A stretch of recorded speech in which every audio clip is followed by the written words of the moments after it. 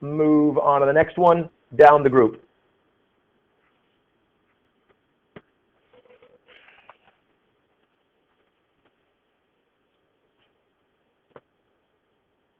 Now notice there I've got in a larger orbit. You could just say there are more orbits as you move down.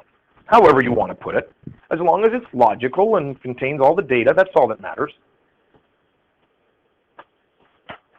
Again, when I'm marking this, I'm looking for, as you move down, there's more orbits.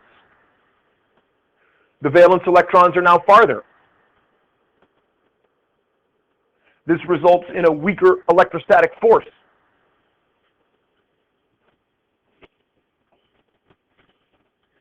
If I'm making study notes for a test, I'm breaking that down into about 4 or 5 words to get that memorized in my mind. If I were to turn this into 1 or 2 words that I'm writing down on a review note, what would I put for this statement here? Yep, more orbits. If I'm breaking this down into 1 or 2 words, how could I summarize that? Yep, Maggie? Sure, electrons farther. We know that when you're writing the answer, you're going to write from the nucleus, right? But when you're studying, you can omit the obvious words because you're just quickly getting the information. How about this? Yep. Weaker electrostatic force. I might even put the weaker ESF, right? That's good enough. You can expand on that when you're writing. Therefore, IE arrow down, right? You can make that note into 6 words, and then in the end, IE arrow down, and you've got all of it, okay? And that's what you do when you make study notes. You want to get rid of the words that you know, obviously, so that when you look at it quickly, you say, yeah, I got that. Then when you get to the answer, you're able to do it. Example. The IE for blank is blank then blank. So we pick a couple of them.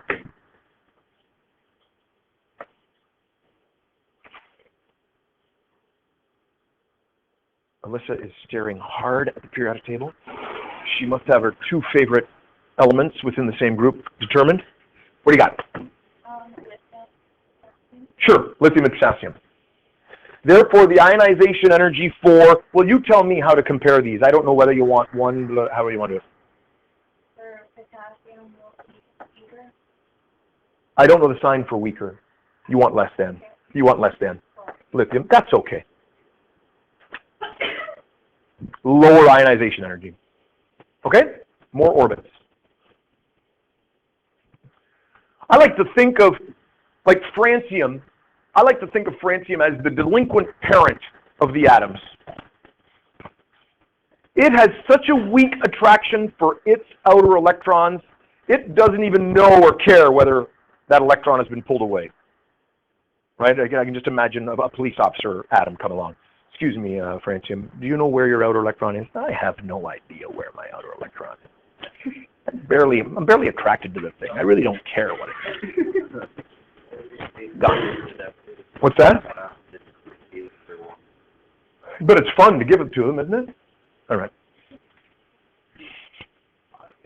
Okay, don't need to write this down. I actually used to give an assignment where I actually gave you the data for the ionization energies, made you graph it, hand it in, but you guys were whining about too many labs the other day, so I held off on that. I was going to give you that yesterday.